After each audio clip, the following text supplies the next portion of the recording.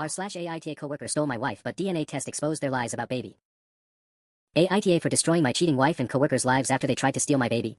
The pregnancy test sat on our kitchen counter like a loaded gun. Sarah's hands were shaking as she picked it up, but not from nerves, from excitement. That should have been my first red flag. "We need to talk," she said, but she wouldn't meet my eyes. After 6 years of marriage, I knew that tone. It was the same one she'd used when she told me her mother was moving in for 3 months, or when she'd maxed out our credit card on a girls' trip to Miami. I sat down across from her at the table where we'd shared thousands of meals, where we'd planned our future, where just last month we'd finally started seriously discussing starting a family. The irony wasn't lost on me. "I'm pregnant," she announced, still staring at that little plastic stick. "But David, I can't do this anymore. I can't pretend." My heart stopped. For exactly 3 seconds, pure joy flooded through me. We were having a baby. Then her words registered. Pretend what? That I'm happy. That this marriage is working. She finally looked up, and I saw something in her eyes I'd never seen before, relief. Like she was finally free to stop acting. I've been seeing someone else. Someone who makes me feel alive again. The world tilted. Who? She hesitated, and in that pause, I already knew. There was only one person who'd been around more lately, who'd been joining our Netflix nights, who'd become such a close friend that I'd actually been grateful Sarah had someone to hang out with while I worked late. Jake. My best friend. My coworker. The guy who'd been my best man, who'd helped me pick out Sarah's engagement ring, who'd been coming to our house for Sunday dinners for 3 years straight. How long? My voice sounded strange, like it was coming from underwater. 8 months. 8 months. I did the math. The pregnancy was. I felt sick. Sarah is the baby. It's his. She said it quickly, like ripping off a band-aid. We've been planning this, David. We want to be together, and this baby, it's our chance at a real family. A family built on actual love, not just habit. Habit.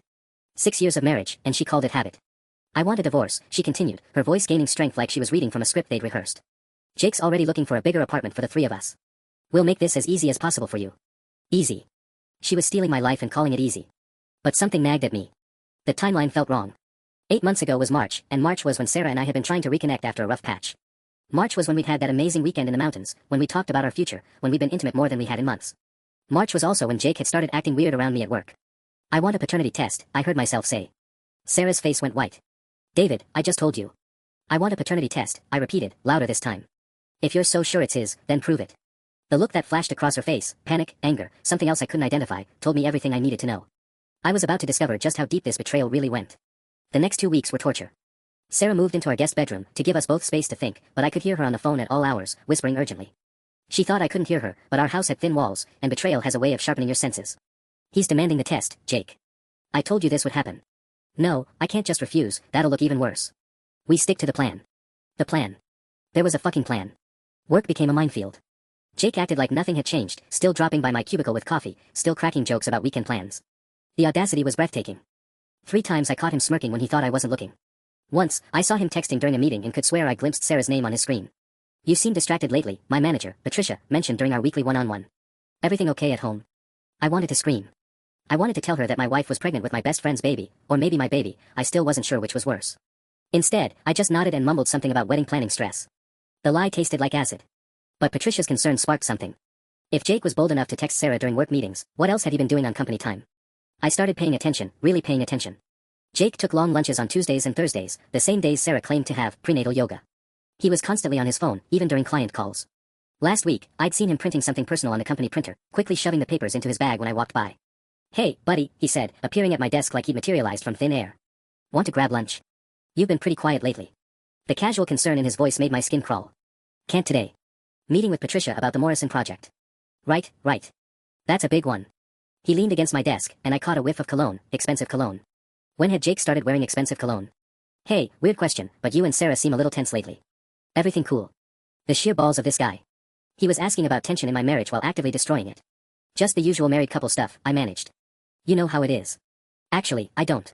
He grinned. "Still waiting to find the right girl. Someone who really gets me, you know. Someone worth fighting for. Someone worth stealing, more like." That afternoon, I made the appointment for the paternity test. The clinic could see us Friday morning, and they'd have results within 48 hours. When I told Sarah, she went eerily calm. "Fine. But David, when this proves what I already told you, I hope you'll accept it and let us move forward peacefully."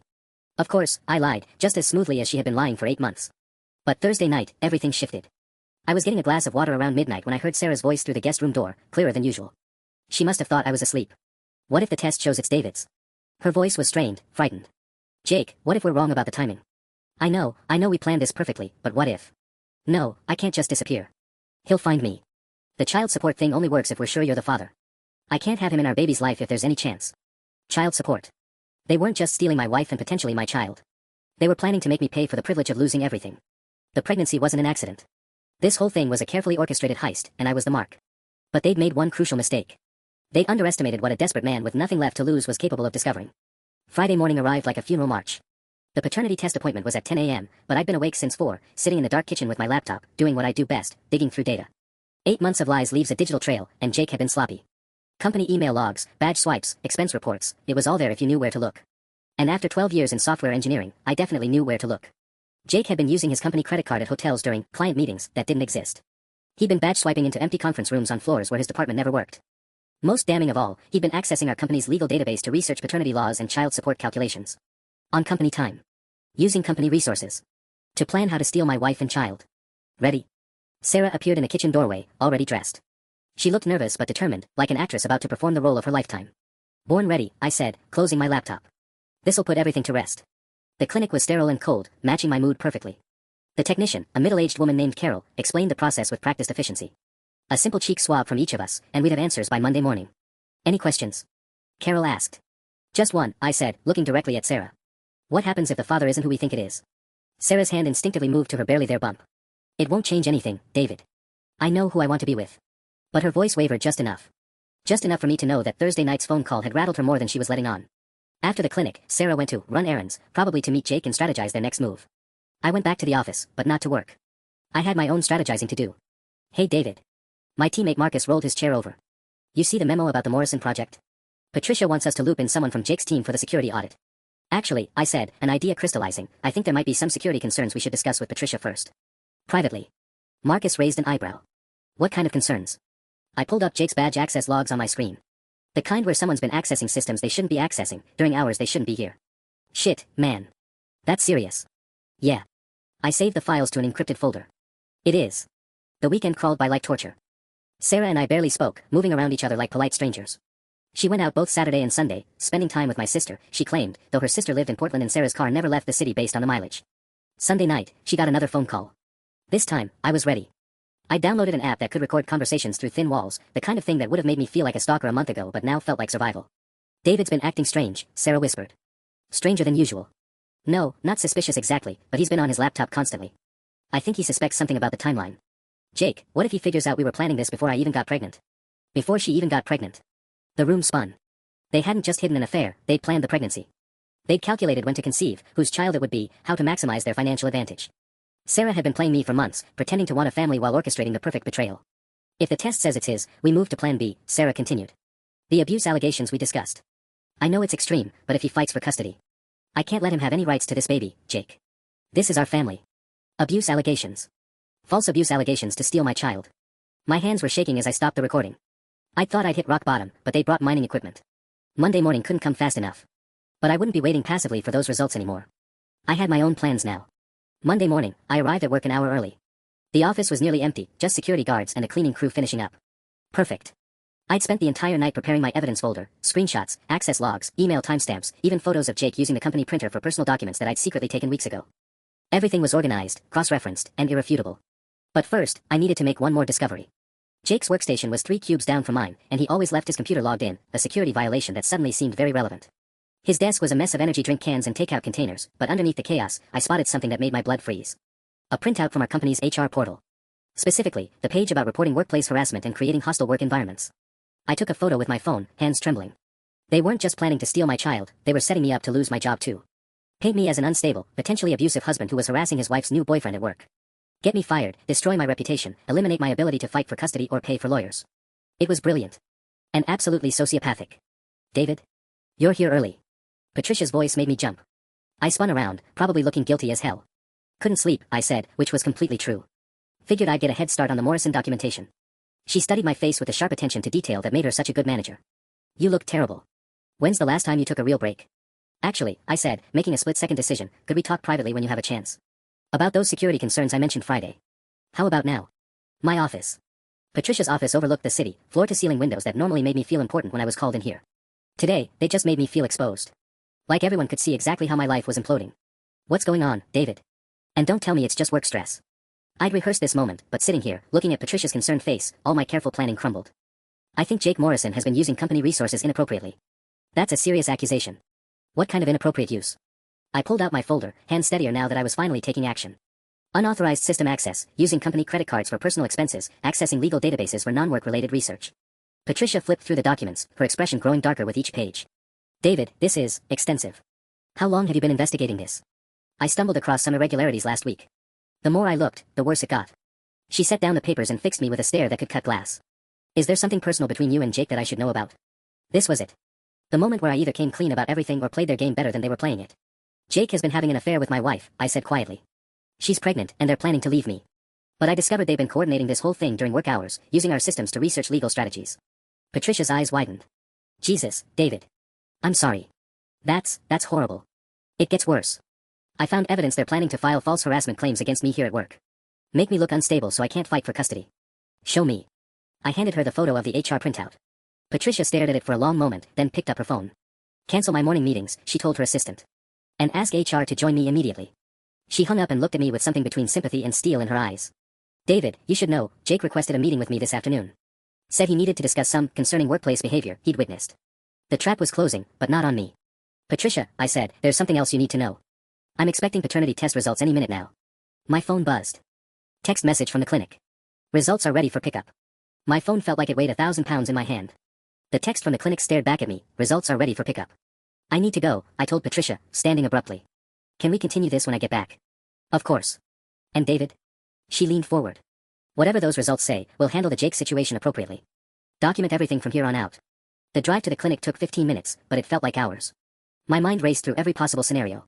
If the baby was Jake's, I'd lost everything, but at least I'd be free. If it was mine. God, if it was mine, this became a war I couldn't afford to lose. The parking lot was nearly empty. Inside, Carol the technician greeted me with professional neutrality, but I caught something in her expression, sympathy. Concern. Mr. Chen, please have a seat. Is your wife joining us today? She'll be here shortly, I lied. Sarah had no idea I was picking up the results early. Let her and Jake sweat it out a little longer. Carol handed me a sealed envelope. The results are straightforward, but I'm required to explain them if you have any questions. I tore open the envelope with shaking hands. The legal language blurred together until I found the line that mattered. Probability of paternity, 99.97%. I was the father. The relief was overwhelming, followed immediately by rage so pure it made me dizzy. They'd known. The phone calls, the panic in Sarah's voice, her insistence that the baby was Jake's, they'd known there was a chance it was mine, and they'd planned to steal my child anyway. Mr. Chin. Are you alright? I realized I'd been staring at the paper for several minutes. Yeah. Yes. Thank you. If you need copies for legal proceedings, I'll need everything you can give me. Back in my car, I called Sarah. She answered on the first ring. David? Did you get the results? Meet me at home. Now. What do they say? Just come home, Sarah. I could hear Jake's voice in the background, but couldn't make out the words. Sarah's voice was strained when she spoke again. I'm on my way. The 20-minute drive gave me time to think, to plan. They'd underestimated me once, I wouldn't let it happen again. Sarah's car was already in our driveway when I arrived, and through the living room window, I could see two figures inside. Of course Jake was here. They were probably trying to figure out how to spin whatever the results showed. I sat in my car for a moment, looking at our house, the house I'd bought, with the mortgage I qualified for, where I planned to raise a family. Where I'd been betrayed by the two people I trusted most. My phone rang. Patricia. David, we have a problem. Jake just showed up to HR with Sarah. They're claiming you've been stalking them, accessing Jake's computer without authorization, and creating a hostile work environment. What? They filed a formal complaint 30 minutes ago. They have photos of you at Jake's workstation this morning, timestamps of your system access over the weekend. David, this looks really bad. My stomach dropped. They'd planned for this contingency too. Of course they had cameras, of course they'd been watching. While I was gathering evidence against Jake, they were gathering evidence against me. Patricia, you have to listen to me. I want to, but I'm required to suspend you pending investigation. I'm sorry, David. Don't come back to the office until this gets sorted out. I hung up and stared at my house. Through the window, I could see Sarah pacing, gesticulating wildly while Jake sat calmly on my couch. They just cost me my job, and they didn't even know about the paternity results yet. But they'd made one mistake. They thought they were dealing with the same trusting, naive David they'd been manipulating for months. They had no idea what I was capable of when everything I cared about was on the line. I grabbed the paternity test results and walked toward my front door. Time to show them exactly who they were really dealing with. I walked through my own front door like I was entering enemy territory. The familiar creak of the hinges, the scent of the vanilla candle Sarah always lit, everything felt foreign now, contaminated by their betrayal. They were waiting in the living room, and the scene was almost comical in its transparency. Sarah sat perched on the edge of our couch, hands folded protectively over her stomach, while Jake lounged back like he owned the place. The audacity was breathtaking. David, Sarah started, her voice carefully modulated to sound concerned rather than guilty. We need to talk about your behavior lately. I pulled the paternity test results from my jacket pocket and tossed them on the coffee table between us. The papers scattered across the surface like scattered cards, and I watched Jake's face go pale as he read the header. Funny thing about behavior, I said, my voice surprisingly steady. I just got some interesting results. Sarah's eyes darted to the papers, then back to my face. David, I can explain. Can you? Because according to this lab, I'm the father of your baby. Which is strange, considering you've been telling everyone it's Jake's. Jake leaned forward, and for the first time since this started, his cocky demeanor cracked. Look, man, Sarah and I never meant for. Shut up. The words came out harder than I'd intended. You don't get to talk. You don't get to sit on my couch and explain how you never meant to steal my wife and child. Sarah stood up abruptly. David, you're being irrational. This is exactly the kind of behavior we were worried about. The gaslighting was so smooth, so practiced, that for a split second I almost doubted myself. Almost. Then I remembered the recorded phone calls, the planning, the abuse allegations they discussed. Worried enough to file false reports with my employer? I pulled out my phone. Yeah, Patricia called. Apparently, I'm suspended pending investigation for harassment. Funny timing, considering I just proved you've been lying about everything. Jake recovered his composure with disturbing speed. David, I think you're having some kind of breakdown. Sarah's scared of you. We both are. Scared enough to research abuse allegations on company time. Scared enough to plan this whole thing before Sarah even got pregnant. The silence that followed was deafening. I watched them exchange a look, quick, panicked, full of meaning. They were recalibrating, trying to figure out how much I knew. I don't know what you think you heard, Sarah said carefully, but you're clearly not thinking straight. Maybe you should talk to someone. A professional. The concern in her voice was so fake it made my teeth ache. This woman, who'd shared my bed for 6 years, was looking at me like I was a dangerous stranger. Here's what's going to happen, I said, surprised by how calm I sounded. Jake, you're going to leave my house. Sarah, you're going to pack whatever you need and go stay with your sister. The real one, in Portland. You can't kick me out, Sarah snapped, her mask finally slipping. This is my house too. Actually, it's not. Check the deed. My name only, remember? You insisted we wait until after your student loans were paid off. Another miscalculation on their part. Sarah's face went white as she realized the legal implications. And the baby? Jake asked, standing up. What about custody? I smiled, and it felt like ice forming in my chest. Funny you should ask about custody, Jake. Since you're not the father. The courts won't just give you full custody, Sarah said desperately. I'm the mother. You're right. Under normal circumstances. But these aren't normal circumstances, are they? I pulled out my phone again. See, I've been recording some very interesting conversations. Late-night phone calls about timelines, financial planning, false abuse allegations. Sarah grabbed Jake's arm. We should go. Smart choice.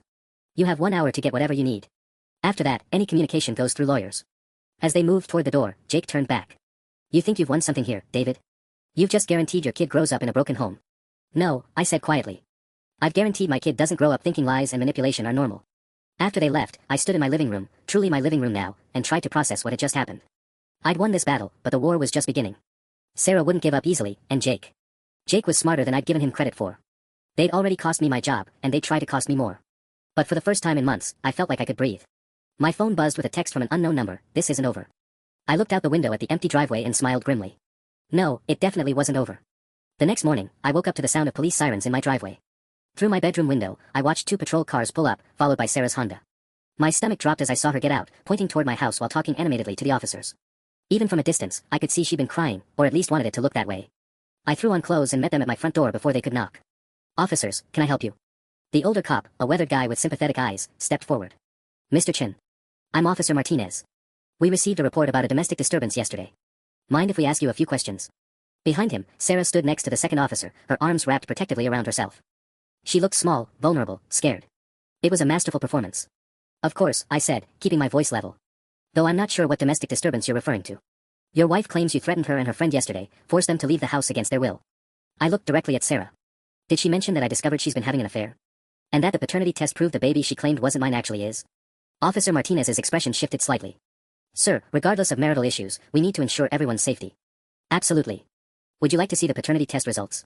Or perhaps hear the recordings of my wife planning to file false abuse allegations against me? Sarah's face went pale. David, you can't record someone without their consent. That's illegal. Actually, I said, pulling out my phone, in this state, only one party needs to consent to recording. I consented to recording conversations in my own home. The younger officer stepped forward. Ma'am, you didn't mention anything about recordings in your statement. Because I didn't know he was, Sarah caught herself, but too late. Didn't know I was what? Gathering evidence of your planned fraud? Officer Martinez held up his hand. Mr. Chen, do you have documentation of these allegations? I invited them inside, grateful I'd spent the previous evening organizing everything. The paternity test results, printed transcripts of the recorded calls, screenshots of Jake's company resource abuse. I laid it all out on my dining room table like a legal brief. Jesus, the younger officer muttered, reading over the transcripts. Sarah tried to grab one of the papers. You can't use illegally obtained. Ma'am, Officer Martinez interrupted, recording conversations in your own home isn't illegal. But filing false police reports is. I didn't file a false report. He did threaten us.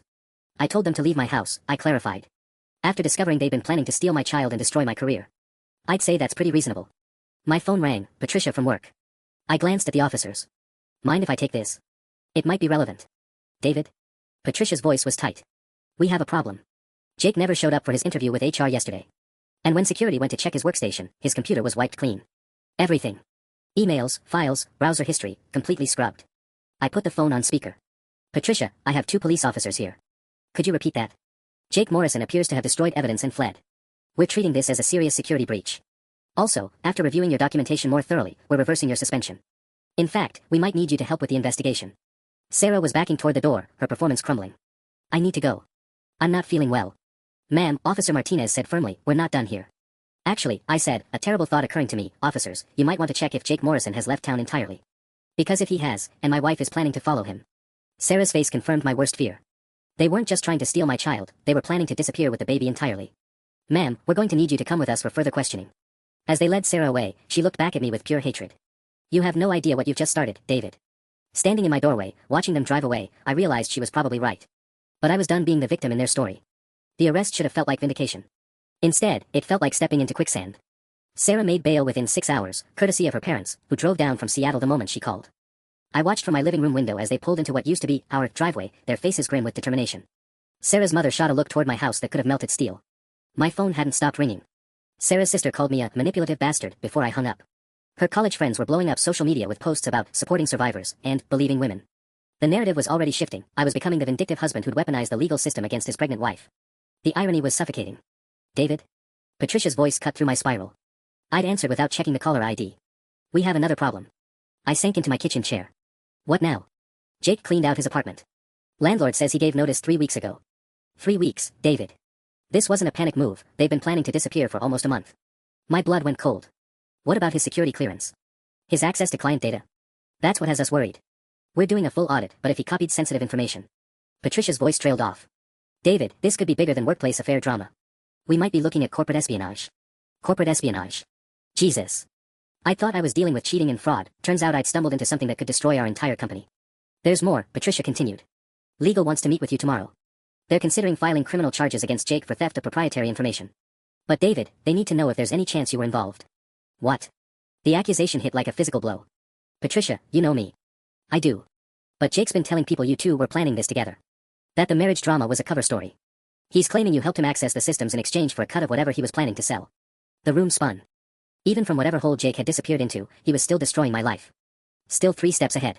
That's insane. Why would I expose him if we were partners? His story is that you got cold feet and turned on him. It's actually pretty convincing, David. You had access, you had motive after discovering the affair, and you were the one who discovered his activities. I felt the walls closing in. Sarah's betrayal had been personal, devastating but contained. This was something else entirely, a systematic destruction of everything I'd built over the past 12 years. What do I need to do? Get a lawyer. A good one. And David? Don't talk to anyone else about this. Not your friends, not Sarah's family, not the police if they come back. Everyone who contacts you gets referred to your attorney. After hanging up, I sat in my kitchen staring at the paternity test results still scattered on the table. 48 hours ago, these papers had felt like salvation. Now they seemed almost trivial compared to the criminal allegations swirling around me. My phone buzzed with a text from another unknown number. You should have taken the deal we offered. Now everyone loses. Jake. Still pulling strings from wherever he disappeared to. But as I stared at that message, something clicked. He was texting me from somewhere, which meant he wasn't completely off the grid. And if he wasn't completely off the grid, I opened my laptop and started typing. 12 years in cybersecurity had taught me a few things about tracking people who didn't want to be found. Time to see how smart Jake Morrison really was. 3 days of digging through digital breadcrumbs led me to a discovery that made my blood freeze. Jake hadn't just stolen company data, he'd been systematically copying our client files for months.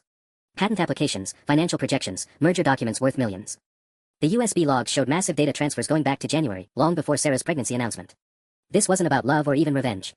The affair, the pregnancy drama, even trying to steal my child, it had all been cover for corporate theft on a massive scale. I was staring at the evidence on my laptop when my doorbell rang. Through the peephole, I saw a woman in an expensive suit holding a briefcase. Behind her stood 2 men in dark jackets who screamed federal agents. Mr. Chin. I'm Agent Sarah Kim with the FBI's Economic Crimes Unit. My hands went numb. What? We need to discuss Jake Morrison and some missing proprietary data from your company. May we come in? I led them to my living room, my mind racing. How had this escalated to federal involvement so quickly? Mr. Chen, we've been investigating Mr. Morrison for several weeks. We have reason to believe he's been selling corporate secrets to overseas competitors. Agent Kim opened her briefcase.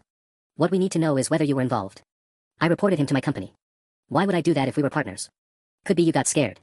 Or maybe you decided to eliminate the competition. The older agent, who'd introduced himself as Agent Torres, leaned forward. See, Morrison claims you approached him about selling company data to fund your divorce proceedings. My stomach dropped. That's completely false. Is it? Because your financial records show some interesting patterns. Large cash deposits over the past 3 months. Money that doesn't match your salary. What deposits? I was genuinely confused. Agent Kim slid a bank statement across my coffee table. It was definitely my account number, but the deposits were news to me. $5,000 in March, $7,500 in April, $10,000 last month. I've never seen these before in my life. Mr. Chen, these deposits coincide perfectly with Jake Morrison's data theft timeline. You're going to need to explain how $22,000 appeared in your account without your knowledge. The room tilted. Someone had been depositing money into my account without my knowledge, creating a paper trail that made me look guilty of the exact crimes I've been trying to expose. I want a lawyer, I said quietly. Smart choice. But before we go, you should know, we found Morrison. My head snapped up. Where? Vancouver. He tried to cross into Canada yesterday with a laptop full of stolen files and a pregnant woman.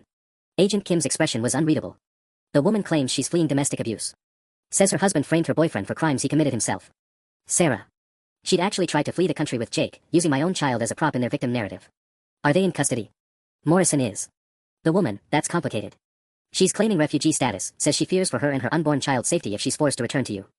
I laughed, actually laughed, at the pure audacity of it. Did she mention the child is mine, not his? I have paternity test results. She did mention that. Claims you forced the test and falsified the results to maintain control over her. They had an answer for everything. Even caught red-handed at an international border, they were still spinning the narrative to make me the villain. Mr. Chen, Agent Torres said, standing up, we'll need you to come with us for formal questioning. You're not under arrest yet, but I strongly advise you to call that lawyer immediately. As they led me toward their car, I caught sight of my neighbor Mrs. Patterson watching through her curtains, her face full of shock and judgment. By tomorrow, the whole neighborhood would think I was some kind of criminal. Jake had played this perfectly. Even from a Canadian jail cell, he was still destroying my life one move ahead. But he'd made one mistake. In all his planning, all his manipulation, he'd forgotten one crucial detail. I actually was innocent. And innocent men with nothing left to lose can be very, very dangerous. The FBI field office in downtown felt like a concrete tomb. Agent Kim led me through a maze of cubicles and conference rooms to a sterile interrogation room that smelled of stale coffee and desperation. The metal table was bolted to the floor, and I couldn't help but notice the mounting brackets for handcuffs. Your lawyer's on his way, Agent Kim said, settling across from me. Should be here within the hour. I'd called Marcus Chen, no relation, despite the name, a white-collar defense attorney my company's legal department had recommended. His retainer alone would wipe out half my savings, but I was rapidly learning that innocence didn't come cheap. While we wait, Agent Kim continued, maybe you can explain how you accessed Jake Morrison's computer files without administrative privileges. I didn't need admin privileges. He left his workstation unlocked, which is a basic security violation. Convenient. And the USB drive we found in your desk. My blood turned to ice. What USB drive? Agent Torres slid an evidence bag across the table. Inside was a generic black USB stick labeled, backup, personal. Your coworkers identified this as belonging to you. Says you used it regularly for transferring files between systems. I'd never seen it before in my life, but the evidence tag showed it had been recovered from my locked desk drawer. The same drawer where I kept emergency cash, personal documents, and backup passwords. Someone had planted it there. That's not mine. Funny thing about this drive, Torres said. It contains copies of the exact same proprietary files Morrison stole. Timestamped 3 days before you discovered his activities. The frame was perfect. Too perfect. While I'd been focused on Sarah's betrayal and Jake's affair, they'd been constructing an elaborate criminal conspiracy with me as the fall guy. The deposits in my bank account, the USB drive, probably dozens of other pieces of evidence I hadn't discovered yet. I want to see the timestamps, I said. The metadata, the file creation dates, everything. Agent Kim raised an eyebrow. You know about digital forensics? It's literally my job. And if you examine the drive properly, you'll find it was cloned from Morrison's system using tools I don't have access to. My phone buzzed with a text. Agent Torres glanced at the screen and his expression darkened. It's from Morrison. The message was simple, tell them about Bangkok. Bangkok? I'd never been to Bangkok. Never even applied for a passport to Thailand. But Torres was already typing notes like this was exactly what he'd been expecting. Mr. Chen, we're going to need you to explain your trip to Thailand last February. I've never been to Thailand. Really? Because we have hotel records, flight manifests, even photos from a business meeting with representatives of Apex Industries. He slid a manila folder across the table. That's a direct competitor to your current employer. Inside were grainy surveillance photos of someone who looked remarkably like me shaking hands with Asian businessmen in what appeared to be a hotel lobby. The resemblance was uncanny, same height, same build, similar haircut. But it wasn't me. This is sophisticated, I muttered, studying the images. Professional-grade identity theft. Or you're exactly what Morrison says you are, a corporate spy who got sloppy and decided to frame your partner when things went south. The interrogation room door opened, and a tall man in an expensive suit walked in carrying a leather briefcase. Marcus Chen looked exactly like what Central Casting would order for a high-powered attorney, silver-haired, sharp-eyed, and completely unimpressed by federal agents. Gentlemen, he said crisply, my client won't be answering any more questions today. Agent Kim looked annoyed. Counselor, your client is in serious trouble. Cooperation now could. Could what? Help you build a case based on fabricated evidence and a testimony of a fugitive caught fleeing the country. Marcus sat down beside me. David, don't say another word. As we gathered my things to leave, Torres handed me a business card. Mr. Chen, Morrison's agreed to cooperate fully with our investigation. He's providing details about your partnership that go back months. Photos, recordings, financial records. If you want to get ahead of this, now's your chance. Walking out of that building into the afternoon sun, I felt like I was drowning in broad daylight. How bad is it? I asked Marcus. He was quiet for a long moment. David, in 30 years of practice, I've never seen a framed job this thorough. If Morrison's telling the truth about the evidence he has. He's not. Then we better hope we can prove that. Because right now, you're looking at 20 years in federal prison. 20 years. My child would graduate high school before I got out. That night, alone in my house, I made a decision that would either save my life or destroy it completely. If Jake Morrison wanted to play games with manufactured evidence, it was time to show him what a real cybersecurity expert could do. The decision to fight back digitally wasn't just desperation, it was the first clear thought I'd had in days. Jake had underestimated me once by thinking I wouldn't discover his affair. Now he was underestimating me again by assuming I'd roll over and accept this framed job. But there was a problem. Any attempt to gather evidence electronically would look like exactly what they were already accusing me of, illegal hacking and data theft. I needed help from someone who couldn't be tied back to me. At 2 a.m., I drove to Marcus's office downtown. His law firm occupied 3 floors of a glass tower, the kind of place that charged by the minute just to breathe their air. The night security guard looked skeptical when I showed up asking for an emergency meeting, but Marcus had told him to expect me. This better be good, Marcus said, leading me to his corner office. And please tell me you didn't do anything stupid after we left the FBI building. I found something. But first, I need to know, are our conversations really protected by attorney-client privilege? Absolutely. Unless you're about to confess to planning future crimes. I pulled out my personal laptop, one I'd never connected to any company network. Jake made a mistake. He's been texting me from a burner phone, but burner phones still need cell towers. And cell towers keep location data. Marcus leaned forward, suddenly interested. You can track him. Not legally. But I know someone who can. I opened an encrypted messaging app. Remember when I said this framed job was too sophisticated for Jake to pull off alone? I think he's been working with a third party. Professional criminals who specialize in corporate espionage. That's a hell of an accusation. Look at the timeline. The Thailand photos, the bank deposits, the USB drive, all of it required resources and skills way beyond what Jake could manage. Someone with serious backing has been planning this for months. My encrypted message app chimed with a response from Freaknet SEC, a grey hat hacker I'd worked with during my early career. She owed me a favor from when I'd helped her avoid prosecution for exposing a child trafficking ring. Your boy's been busy, Freaknet SEC's message read. Currently pinging towers in downtown Vancouver, but here's the interesting part, his phone's been spoofing location data for months. Want to guess where he really was when you thought he was stealing from your company? The attached file made my blood freeze. GPS data showing Jake's phone had been in Vancouver since January, long before any of the alleged data theft occurred. But the company's access logs showed him badging into our building, using his computer, attending meetings. Someone else has been impersonating him, I breathed. Marcus read over my shoulder. This is inadmissible in court. Illegally obtained evidence. But it points us toward admissible evidence. If Jake's been in Canada for months, then someone else has been using his identity at work. Security cameras, badge logs, even payroll records, all of it will show a pattern that doesn't match this GPS data. My phone rang. Unknown number, but I recognized the pattern, another burner phone. Answer it, Marcus said. We need to hear what he has to say. David. Jake's voice sounded different, tired, maybe even scared. We need to talk. I'm listening. This whole thing, it spiraled out of control. Sarah and the baby thing, that was real. But the corporate stuff. His voice cracked. I'm in way over my head here. Who are you working with, Jake? I can't. They'll kill me. They'll kill Sarah too. The line went dead. Marcus and I stared at each other in the dim office light. He's scared, I said. Genuinely terrified. Whatever this is, it's bigger than corporate espionage. Marcus was already reaching for his phone. We need to call the FBI. If Jake's life is in danger. No. I grabbed his arm. Don't you see? This is exactly what they want. Create enough chaos and fear that we go running to the authorities with half-baked theories and illegally obtained evidence. Then what do you suggest? I closed my laptop and stood up. For the first time in weeks, I felt like I was thinking clearly. We're going to Vancouver. And we're going to get Jake to tell us the truth. Marcus stared at me like I'd lost my mind. Maybe I had. But sometimes the only way out of a trap is to walk deeper into it. The flight to Vancouver gave me 6 hours to question every decision that had led me to this moment. Marcus had insisted on coming with me, claiming it was to provide legal oversight, but I suspected he was more worried I'd do something that would land us both in prison. Remind me again why we're not coordinating with the FBI, he asked for the 3rd time as we descended toward YVR Airport. Because the FBI thinks I'm the criminal. And because Jake specifically said, they'll kill me, not he'll kill me. We're dealing with multiple people, professionals who've been planning this for months. Vancouver was cold and gray, matching my mood perfectly. Jake had agreed to meet us at a coffee shop in Gastown, but only after I'd promised to come alone. Marcus would wait 2 blocks away, close enough to call for help but far enough to avoid spooking Jake into running again. The Steamworks Brewing Company was crowded enough to provide cover but open enough that no one could approach unseen. I spotted Jake immediately, he looked like hell. Unshaven, hollow-eyed, constantly glancing toward the exits. This wasn't a cocky bastard who'd been sleeping with my wife and plotting to steal my child. You came, he said as I sat down across from him. You said Sarah's life was in danger. Despite everything, I don't want her hurt. Jake laughed bitterly. Sarah. God, David, you still don't get it, do you? Then explain it to me. He pulled out a burner phone and showed me a text message. Morrison talks, everyone dies. Baby included. The casual mention of killing an unborn child, my unborn child, made my vision blur with rage. Who sent this? The same people who've been impersonating me at your office for 3 months. The same people who deposited money in your account and planted evidence in your desk. Jake's hands were shaking as he put the phone away. David, I haven't been near Seattle since January. Then why didn't you tell the FBI that when they arrested you? Because they showed me photos of Sarah's sister's house. Her kids playing in the backyard.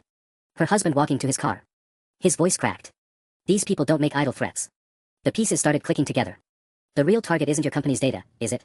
Your company has contracts with 3 major defense contractors. The data they really want is classified, stuff that would be worth millions to the right foreign government. Jake leaned forward. But that level of theft requires someone with high-level security clearance. Someone like you. My stomach dropped. They're trying to frame me to force my cooperation. Exactly. Destroy your life, threaten your child, put you in a position where helping them steal classified data is the only way to save your family. But why involve you and Sarah? Because they needed a believable motivation for you to turn criminal. A cheating wife, a stolen child, financial pressure, it's the perfect psychological profile for someone who might commit treason. I thought about the sophisticated identity theft, the planted evidence, the way every move I'd made had been anticipated and countered. Who are we dealing with, Jake? I don't know their real names. But they approached Sarah first, back in February. Offered her money to seduce me, to create drama in your marriage. She thought it was just some kind of divorce scam. When did you find out it was more than that? When they showed me Sarah tied to a chair in a warehouse and told me I could either play my part or watch her die. His voice was barely a whisper. David, they have her. Right now. And they're going to kill her unless you do exactly what they want. My phone buzzed with a text from an unknown number, having coffee with old friends. Check your email. I opened my email app with trembling fingers. The message contained a single video file. I hit play and immediately wished I hadn't. Sarah, clearly pregnant, sat bound to a chair in what looked like an abandoned building. She was crying, talking to the camera. David, please, they say you have to follow their instructions exactly or they'll. Her voice broke. Please just do what they want. Think about our baby. The video ended with a single line of text. You have 24 hours to return to Seattle and await further instructions. Come alone. The flight back to Seattle felt like a funeral march. Marcus had argued for hours about involving the authorities, but the video of Sarah tied to that chair had settled the debate. These people had demonstrated they could frame me for federal crimes, steal classified data using my credentials, and kidnap a pregnant woman. Calling in the FBI would just get Sarah and my unborn child killed. This is insane, David, Marcus said for the 100th time as we landed at Seattle-Tacoma. You're walking into a trap. I'm already in the trap. Now I'm just trying to save what's left of my family. My phone had been buzzing non-stop during the flight. Text messages from unknown numbers, each more threatening than the last. Welcome home. Drive straight to your house. No detours. No phone calls. We're watching. Your wife's life depends on your cooperation. The Uber ride through familiar Seattle streets felt surreal. Everything looked normal, commuters heading home, kids playing in parks, life continuing as if my world hadn't completely imploded. But I noticed things I'd never paid attention to before, the black SUV that had been behind us since the airport, the man in the coffee shop who looked up from his newspaper as we passed, the way my driver kept glancing in his rearview mirror. They weren't just watching me. They were putting on a show of watching me, making sure I understood how completely I was surrounded. My house looked exactly as I'd left it, but stepping inside felt like entering a crime scene. Everything was in place, but there was a wrongness to it, subtle signs that someone had been here. A kitchen chair slightly out of position, books on my shelf arranged differently, the faint smell of cigarettes in a house where nobody smoked. My laptop sat open on the dining room table, displaying a message I definitely hadn't left. Open the encrypted file named Instructions. Password, your unborn child's life.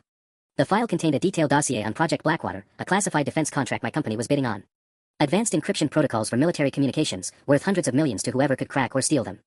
The kind of information that could shift global power balances. My security clearance gave me access to the preliminary design documents, but the full specifications were locked behind additional layers of protection. Getting them would require not just my credentials, but active participation in bypassing multiple security systems. The instructions were chillingly specific. Tomorrow at 9 a.m., you will arrive at work normally. At 9:15, you will access the Blackwater files using your credentials. At 9:30, you will download the complete technical specifications to the USB drive we've placed in your desk drawer. At 9:45, you will leave the building for a medical emergency. Any deviation from this timeline results in your wife's immediate execution. But there was more. A second file contained photos taken inside my office building, recent photos showing security camera angles, guard positions, emergency exits. These people had been planning this operation for months, studying every detail of my workplace like they were planning a military assault. My phone rang. The caller ID showed my own number. Somehow they were spoofing my identity even for this call. David. The voice was electronically distorted but unmistakably threatening. I trust you've reviewed your assignment. I want proof Sarah's still alive. Look under the couch cushion to your left. I found a Polaroid photo that made my blood freeze. Sarah, still tied to the chair, holding today's newspaper. But the timestamp showed it had been taken only 2 hours ago, while I was still on the plane from Vancouver. The baby? I managed to ask. Healthy for now. Your cooperation ensures it stays that way. If I do this, if I steal the Blackwater data, you'll let her go. The distorted laugh was answer enough. David, once you commit treason, you become our permanent asset. There's no walking away from this.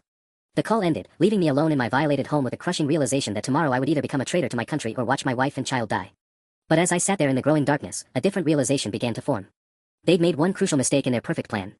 They'd assumed I would choose between being a traitor and being a widower. They hadn't considered that I might choose to be neither. The plan that crystallized in my mind at 3 a.m. was either brilliant or completely insane. Probably both. I couldn't steal the Blackwater data, that would make me a traitor and give them leverage over me forever. But I couldn't refuse either, that would get Sarah and my child killed.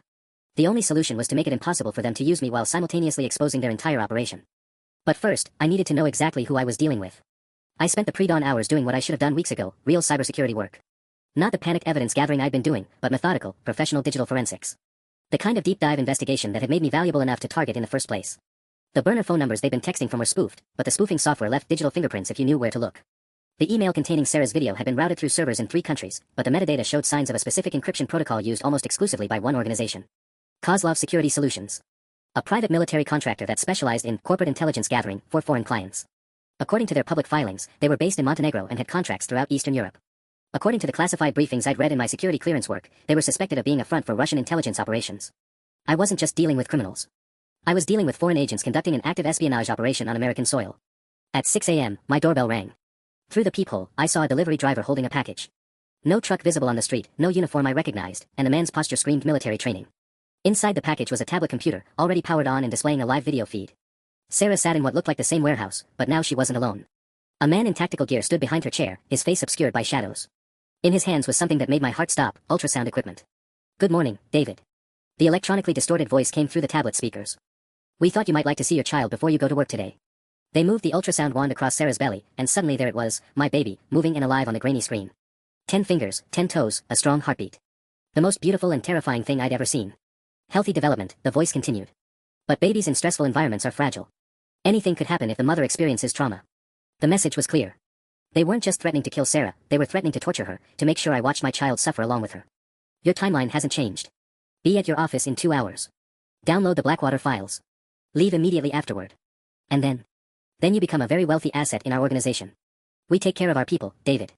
New identities, relocation assistance, enough money to ensure your child grows up comfortable. Comfortable in whatever country would harbor a traitor, more likely. Comfortable under the constant threat that any disobedience would result in our deaths. The tablet went dark, but the image of my child's ultrasound stayed burned in my mind. By 7 a.m., I was dressed and ready for what might be my last day as a free man. But as I walked toward my car, I noticed something that changed everything. Mrs. Patterson was watching from her window again, just like she had when the FBI agents arrested me. But this time, she held up a small sign against the glass, they're listening. Basement window. 5 minutes. My elderly neighbor wasn't just being nosy. She was trying to save my life. Mrs. Patterson's basement was a shrine to paranoia that suddenly made perfect sense. Ham radio equipment, signal detectors, and walls lined with what looked like aluminum foil. My 70-year-old neighbor wasn't just eccentric, she was a retired NSA analyst. They've had your house bugged for weeks, she whispered, handing me a cup of coffee with shaking hands. Professional job. I've been monitoring their communications since Tuesday. You've been what? David, I spent 30 years tracking foreign intelligence operations. When I saw surveillance equipment being installed across from my house, I didn't just call the police. She pulled out a military-grade radio scanner. Kozlov Security Solutions is coordinating this operation from a warehouse in Georgetown. I have their location, their communication frequencies, and their extraction plan. My head spun. Why didn't you tell me sooner? Because they would have killed your wife and disappeared. I needed proof, and I needed backup. She handed me a secure phone. Agent Kim is on speed dial. She's been coordinating with my former colleagues for the past 18 hours. The phone rang immediately. Agent Kim's voice was crisp, professional, and completely different from the woman who'd interrogated me. Mr. Chen, we owe you an apology. The framed job against you was part of a larger counterintelligence operation we've been tracking for months. We needed Kozlov to commit fully to their plan before we could move. You knew. The betrayal hit like a physical blow. You knew Sarah was kidnapped and you did nothing. We've had surveillance on the warehouse since yesterday. Your wife is safe, we have snipers positioned and ready. But we need you to go to your office as planned. Absolutely not. David, listen to me. The Blackwater files they want you to steal. They're fake. We replaced them with disinformation 3 days ago. Let them think they've succeeded, let them extract you to their safe house, and we'll roll up their entire network. Mrs. Patterson squeezed my arm. It's the only way to end this permanently, David. Otherwise, they'll keep coming. The plan was insane, but it was also our only shot. I would go to work, download the fake files, and let them extract me to their safe house. FBI agents would track everything, and the moment Sarah and I were secure, they'd move in. At exactly 9 a.m., I walked into my office building for what I hoped wouldn't be the last time. The familiar security guards, the elevator that always stuck on the 3rd floor, the coffee smell from the break room, everything felt precious now that I might lose it. I downloaded the files at precisely 9:30, my hands steady despite knowing that foreign agents were watching my every keystroke. The USB drive went into my pocket, and I walked out of the building at 9:45, just another employee stepping out for an early break. The black van was waiting 2 blocks away, exactly where Mrs. Patterson had said it would be. 2 men in tactical gear flanked me as I approached, professional and efficient. Mr. Chin. Phone and wallet, please. They zip-tied my hands and pushed me into the van, but I caught a glimpse of movement on the surrounding rooftops. The FBI was here. The warehouse in Georgetown looked abandoned from the outside, but inside was a sophisticated command center. Sarah sat in the corner, unbound now but closely guarded. When she saw me, relief flooded her face. David. Oh God, I'm so sorry. I never meant for it to go this far. It's over, I told her, meaning it. Whatever they made you do, whatever they threatened, it's over now. The man who appeared to be in charge approached us, finally showing his face. Mid-40s, Slavic features, the kind of confident smile that came from never being held accountable for anything. Mr. Chin. You've been very cooperative. The data you provided will be quite valuable. I'm sure it will be. He frowned at something in my tone, but before he could respond, the warehouse lights went out. When they came back on 3 seconds later, the building was full of FBI agents.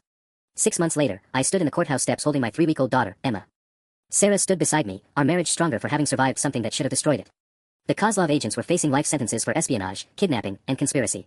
Jake had entered witness protection after testifying against the organization that had threatened his life. Mr. Chen. A reporter thrust a microphone toward me. How does it feel to be cleared of all charges? I looked down at Emma's perfect face, then at Sarah, then at the city where we build our new life. Like I finally know who I can trust, I said. And for the first time in months, that was completely true. Update, thanks for all the support, Reddit. Emma's first word was Dada. Sarah's back to work part-time, and Mrs. Patterson babysits twice a week while regaling Emma with stories about the old days in intelligence. Life's pretty good when you're not being framed for treason. AITA for destroying my coworker's espionage ring.